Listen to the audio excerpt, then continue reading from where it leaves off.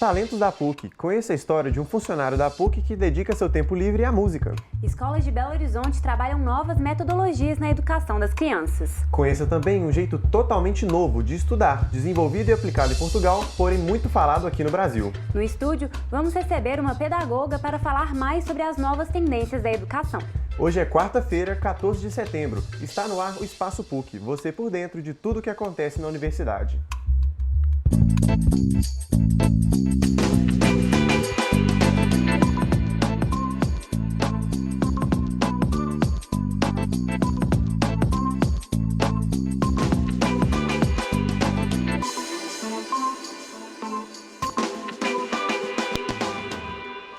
Olá, boa tarde. O Espaço PUC de hoje começa com mais uma edição do quadro Talentos da PUC. Hoje nós vamos conhecer a história do Danilo, que é funcionário da universidade e um grande fã de música. Pois é, Lucas. Ele toca bateria já há algum tempo e começou a se aproximar da música graças ao seu primo. Dá só uma olhada.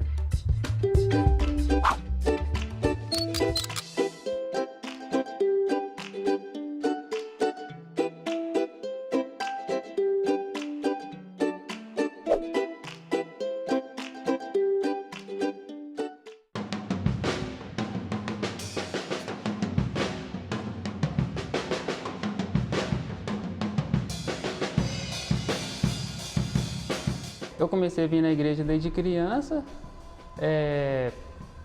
Um parente meu que frequenta essa igreja também, ele toca bateria também.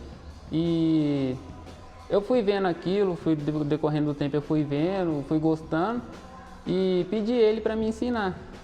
Aí depois de um tempinho ele começou a me ensinar. E eu tô nisso até hoje. Ele começou a me ensinar, eu acho que eu tinha uns 9, 10 anos. Eu comecei a aperfeiçoar mesmo a partir dos 11. Eu comecei a aperfeiçoar. E de lá pra cá, tá sendo isso mesmo. Eu ainda não tenho bateria em casa e eu pratico mesmo nos dias de culto aqui da igreja mesmo.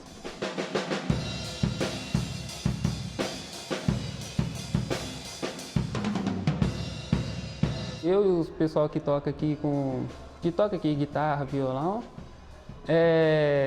eles pensaram, vamos montar uma banda? Aí vamos, tal. Aí reunimos todo mundo, conversamos e passou um tempo a gente formou a banda. Na época eu tinha 12 anos. No início a gente só tocou na igreja mesmo.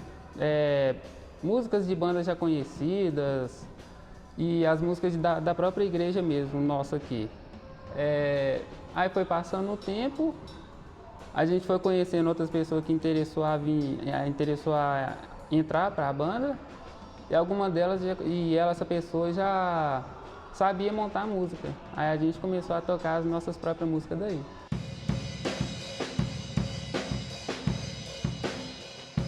Eu aprendi a tocar. Foi uma das melhores coisas que já aconteceu na minha vida. Quando eu era criança, eu vendo meu pai, a pessoa tocando assim, eu ficava fascinado. A música, tanto a música quanto o som do instrumento, eu ficava fascinado. Aí isso foi crescendo e eu acabei apaixonando, digamos assim, pela música.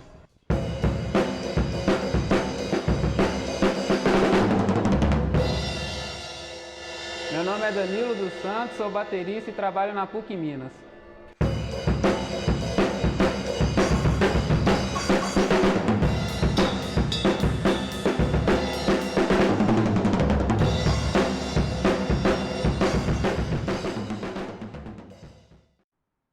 Inovações são cada vez mais necessárias nos sistemas de ensino, não é mesmo, Giovana? É isso mesmo, Lucas. Mas infelizmente nem todas as instituições acompanham essa demanda por novidades. Hoje em dia, a educação vai muito além da sala de aula, da relação entre professor e aluno e até mesmo da grade curricular, que nós tanto conhecemos. Pensando nisso, instituições de Belo Horizonte vêm promovendo novas dinâmicas de ensino. E, felizmente, a ideia vem sendo abraçada tanto por iniciativas públicas como privadas. Confira mais detalhes na reportagem. Yoga, meditação e música. Sim, isso também pode ser uma realidade nas salas de aula.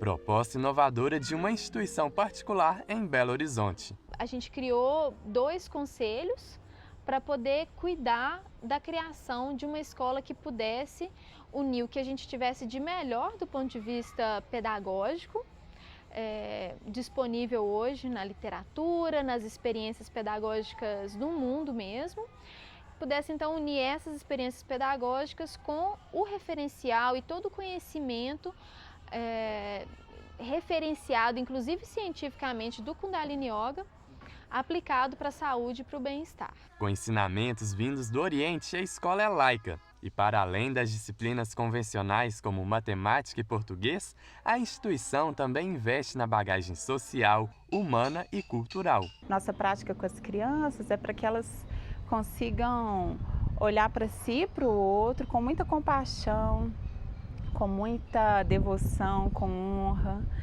e superar os desafios e reconhecer o medo, mas ter coragem para enfrentar. Os alunos têm várias atividades ao longo do dia. No lanche, tudo é feito com alimentos naturais e, o que é mais importante, cultivados e preparados por eles. A independência e o espírito coletivo começa cedo por aqui. A gente sabe que tudo que as crianças aprendem e vivenciam nessa faixa etária é o que fica marcado pro resto da vida. Eu gosto de arte, brincar de Lego, brincar de dinossauro, brincar de bichos e brincar lá no pátio. Gosto de tudo da escola.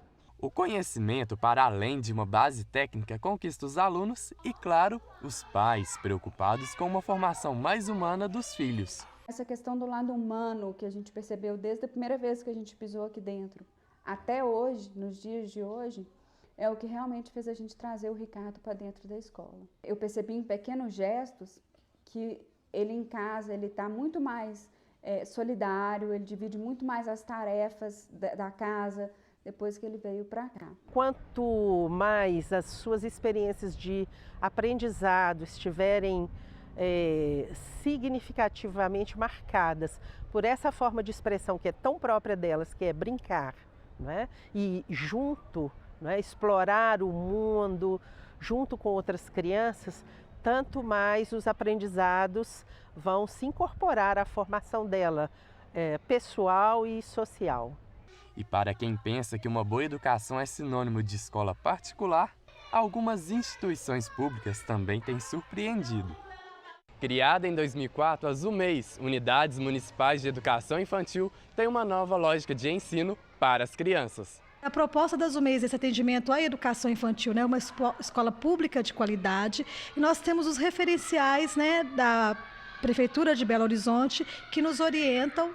E assim como todas as UMEIs, né, ela tem a liberdade, né, de criar a sua proposta pedagógica. Aqui no caso da UMEI, a experiências são com os ateliês, que são nada mais do que ambientes de aprendizagem, né, com uma diversidade de materiais que extrapolam o lápis, o papel, a canetinha, a massinha, né? Tem diversos outros recursos que vêm para quê? Apoiar, colaborar, ampliar, enriquecer as produções das crianças, né, e também dos adultos que as cercam, né, porque isso incentiva a criatividade e a capacidade imaginativa, né, de todos. Entre as propostas, ateliês que encantam alunos de 2 a 5 anos de idade.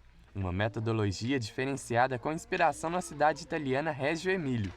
Aquela destruída na Segunda Guerra Mundial e reconstruída pelos próprios moradores.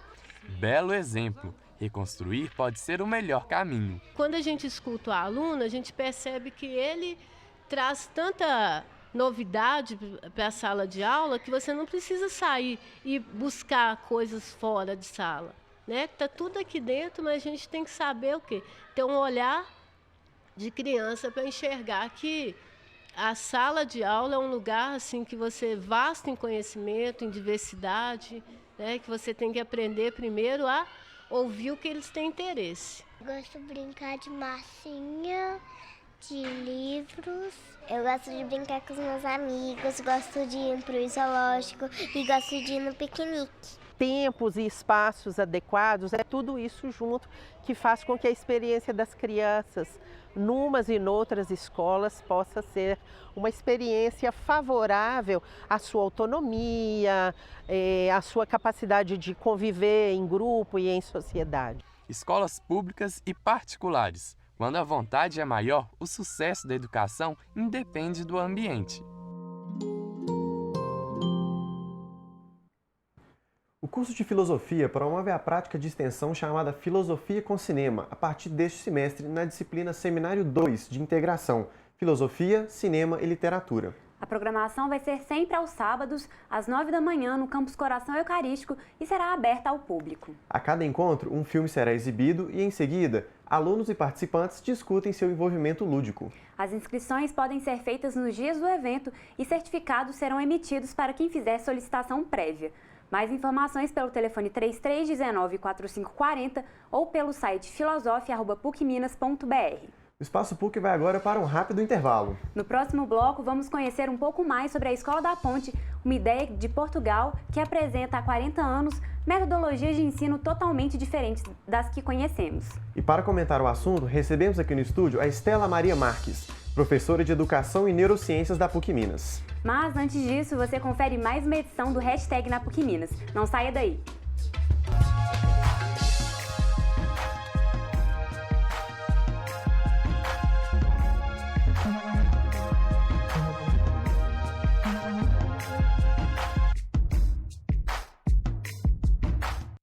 A minha história na PUC Minas começou em 2012, quando eu entrei aqui como estudante de Ciências Econômicas.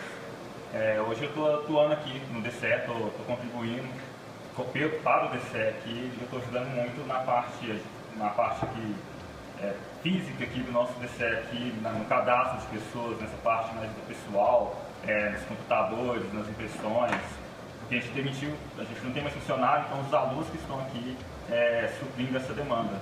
Você vê muita gente diferente e assim, quando você sai do seu prédio e você vem para cá, você sai de uma boa e aqui realmente é uma universidade, porque você conversa com todo mundo, o povo de engenharia, de sociais, de arquitetura, tem gente que vem de fora, tem os funcionários também.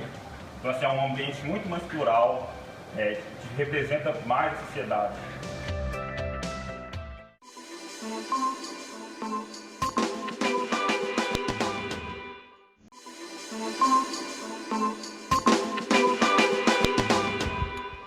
Espaço PUC está de volta. Você conhece a Escola da Ponte? Há 40 anos, o professor português José Pacheco promove esta iniciativa, que não tem turmas ou séries, e todos os alunos trabalham com todos os professores. Após a palestra sobre educação realizada no Inhotim, o professor conversou com a nossa repórter Ana Paula Pimenta e falou um pouco mais sobre a Escola da Ponte e sua caminhada ao longo desses 40 anos. Estamos aqui com o professor José Pacheco e a conversa hoje é sobre escolas inovadoras. Professor, a Escola da Ponte começou há 40 anos atrás, mas até hoje é vista como inovadora. Por que até hoje insistir nesse modelo tradicional de educação? O primeiro obstáculo que se coloca sou eu. É a minha cultura pessoal, profissional. Eu fui formado na escola da aula, da turma, da série, não é? E descobrimos que o maior obstáculo éramos nós, a nossa cultura pessoal e profissional. Nós estamos possuídos por um modelo educacional que nos é transmitido desde o leite materno, ou até antes. O primeiro obstáculo a partir de nós surge dos nossos companheiros de profissão. Quando alguém faz diferente, fica compreendendo que o maior aliado de um professor é o outro professor da equipe e o maior inimigo é o outro professor da escola do lado, que vai complicar a vida daqueles que querem fazer diferente para melhor. Depois vêm os alunos que querem ter aula. É mais fácil do que estar a aprender. Depois vêm os pais, que pensam que a escola tem que ser como sempre foi. Depois vem a formação de professores. Depois vem o poder público. Não todo, mas a maioria penso que não entende, nem deixa mudar. Ainda sobre a ponte, nesse percurso, nesses 40 anos, tiveram ideias que vocês não conseguiram pôr em prática, algumas adaptações? Como é que foi nesses 40 anos aí? A Escola da Ponte ainda só tem 40 anos e foi muito objeto de maldade, então cristalizou um pouco. Penso que com mais 40 anos nós vamos conseguir, eu espero viver mais 40, não é? Apesar de ter 65, para ver Mas quando eu percebi que em Portugal ninguém é profeta na sua terra, eu vim para o Brasil. Eu estou muito feliz aqui, porque penso que posso ter um fim de vida útil assistindo à grande transformação. Acompanho mais de 200 projetos no Brasil, diferentes. Sim, sobre esses projetos também, vi uma entrevista do senhor para a TV Freire, que o senhor falava que o sistema educacional do Brasil é uma tragédia que resulta em 30 milhões de analfabetos. Mas, ao mesmo tempo, aqui na palestra, o senhor disse que aqui é o berço da inovação, tem muito potencial. Como que se dá essa disparidade? Como que essa inovação pode surgir e se predominar em meio a tanta tragédia de analfabetos? Penso que talvez possamos aprender com a experiência. O Brasil é efetivamente, eu sou estrangeiro, sei que é no Brasil que está a acontecer a nova educação do mundo, e não fui eu que o disse, foi alguém que sabe, foi alguém que esteve no manifesto da transdisciplinaridade, Edgar Morin, que disse isso no princípio da década de 1960 em São Paulo. Então, eu penso que hoje talvez seja possível, a partir daqueles projetos que eu falei, para, em tempos sombrios, como aqueles que nós vivemos neste momento, em termos políticos, nós podemos realmente criar protótipos de novas construções sociais de aprendizagem. Fixa bem isto.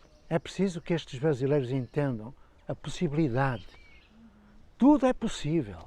Nós temos professores extraordinários, prudentes, são mal pagos, um estatuto social depreciado, protegem-se.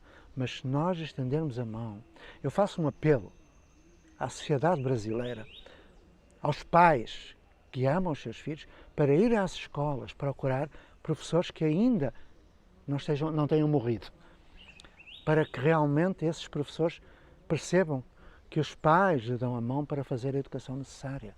E é legal o que o senhor fala, porque muita gente acha que educação é separado de casa e da escola. A escola dá o técnico, os pais dão os valores, mas não, a escola é para dar valor, é para dar responsabilidade e autonomia, né? Tem que ser integrado, a família e a escola. Vamos redefinir o conceito de escola. Escola não é um edifício, muito menos um edifício com salas de aula. Escolas são pessoas que aprendem umas com as outras, mediatizadas pelo mundo. Escolas são pessoas. Essas pessoas são os seus valores. E o brasileiro tem o valor da fraternidade, da solidariedade. Então vamos, a partir desses valores, criar cartas de princípios que conduzam a projetos político-pedagógicos, políticos, polis, pedagógicos, escola, ou se quisermos, antropogógicos. Então é preciso perceber que nós aprendemos em qualquer lugar, desde que nós tenhamos uma intenção de aprender. Isso é escola. O resto é uma coisa produzida no século XVIII e XIX, na Prússia militar, na França dos conventos e na Revolução da Inglaterra, a Revolução Industrial. A gente fala de crianças, ensino fundamental, mas dá para estender esse estilo também para adolescentes e faculdade? Os projetos em que eu participo, eles assistem a pessoas entre o 5º mês de gravidez e a morte.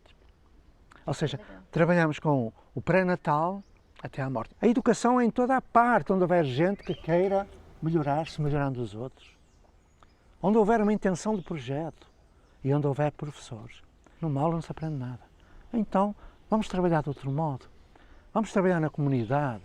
Vamos trabalhar na praça, na casa, na igreja, na empresa, na biblioteca comunitária, na lan house, na floresta, em todo lugar onde se pode aprender, observando, como aqui. A educação é desde o pré-natal até à morte. Ótimo. Muito obrigada pelo seu tempo, pela conversa, foi ótimo. Parabéns por todo o seu trabalho e sucesso nos novos projetos. Grato. Muito obrigada. E para falar um pouco mais sobre o contexto da educação nos dias de hoje, recebemos no estúdio Estela Marques, que é professora da pós-graduação em educação aqui da PUC. Seja bem-vinda ao programa. Obrigada. Bom, professora, a gente viu agora nessa entrevista com o professor Pacheco e eu queria que você falasse um pouco mais nessa questão, que é o seguinte: a didática é uma coisa muito importante para a assimilação do conteúdo dos alunos. Como que os professores podem fazer, nesse modelo atual que a gente tem, para ter uma turma mais envolvida? Bom, essa é uma pergunta complexa porque envolve várias questões. Em primeiro lugar, estamos a falar de uma metodologia de ensino na escola atual que está ultrapassada, que vem lá do século XIX, com um aluno do século XXI que tem outras necessidades e outras demandas. E temos também, por outro lado, a formação dos professores, não só os que já estão em sala de aula, como os que estão sendo formados ainda nas instituições de ensino superior, que também ainda não estão conseguindo, essa formação não está conseguindo preparar o aluno para essas novas demandas do aluno do século XXI. Então, em primeiro lugar, eu creio que é preciso, para transformar a sala de aula, passa pela didática, passa pela própria gestão da escola e da sala de aula, e como o professor José Pacheco falou, é complexo e não é tão simples assim, porque envolve a família, a expectativa da família, a expectativa das crianças e também o próprio modelo profissional, identidade profissional que temos no professor que está em sala de aula hoje. Então, mas eu diria basicamente que passa pela formação, temos que atualizar e trazer o professor realmente para o século XXI e para conseguir dar resposta às demandas do nosso aluno. Bom, professor, e você é de Portugal, né? E contou para a gente que teve experiência com a educação pública e particular dentro e fora do país. Você poderia fazer um paralelo entre a educação de Portugal e do Brasil? Sim, já estou fora de Portugal desde 99, já é muito tempo, mas acho que é seguro dizer que há grandes diferenças entre os dois países, também pela natureza, claro, há muito distinta entre a cultura e a sociedade brasileira e portuguesa, nomeadamente a grande discrepância social que há aqui no Brasil.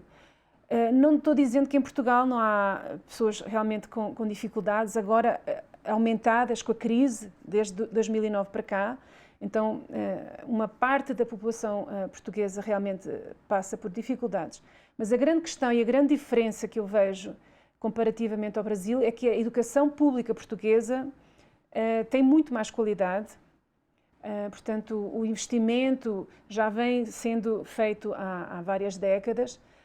Também temos que pensar na dimensão de Portugal, que é geograficamente menor que Minas Gerais, não é? Então temos um Brasil, um país gigantesco, claro que implica noutro tipo de financiamento também da educação, e Portugal sendo pequeno, então a educação pública é realmente de maior qualidade. Claro que há regiões com grandes dificuldades, há regiões sem escola, porque também temos o problema que não temos crianças, há escolas com 1 aluno, 2 alunos, ou têm que andar 1 hora de caminho para ir à escola seguinte, porque as escolas vão fechando para aglomerar turmas maiores.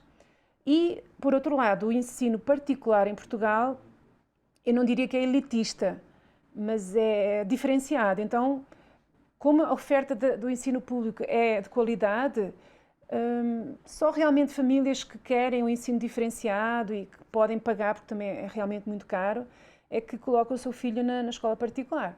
Aqui, as opções de escolas particulares é muito grande, os preços têm preços também bastante acessíveis e vemos, comparativamente, uma educação pública, em grande parte, com grandes dificuldades de material, de instalações, etc., que não facilita, então, essa qualidade do ensino na escola pública. Bom, professor, e para finalizar, quais os pontos positivos que você enxerga na educação brasileira? Bom, eu acredito, eu sou otimista e eu trabalho com a pedagogia, então eu quero acreditar que vai haver e que está havendo um maior investimento na educação do professor, que vai atuar na escola brasileira. E eu faço a minha parte, eu trabalho na pedagogia e eu insisto nessa questão, aposto realmente na escola pública e na qualidade da educação da escola pública e esperemos que realmente haja um maior investimento, porque há uma grande diferença regional também e que isso não é visível também na qualidade da educação dos diferentes estados, do Norte, Nordeste, são mais remotos, regiões mais remotas. Então eu quero acreditar no maior investimento para que a educação pública brasileira também tenha bastante qualidade. Bom, há muito que melhorar ainda, né, professora? Claro, sempre. Agradeço muito a sua presença no programa. programa. Eu que agradeço o convite. Seja sempre muito bem-vinda. Obrigada. O Espaço PUC de hoje fica por aqui. Você tem alguma sugestão ou comentário? É só enviar para o nosso e-mail, espaçopuc@pucminas.br. Amanhã a gente volta às 4h30 da tarde, pela PUC TV e TV Horizonte. Obrigado pela companhia e até lá!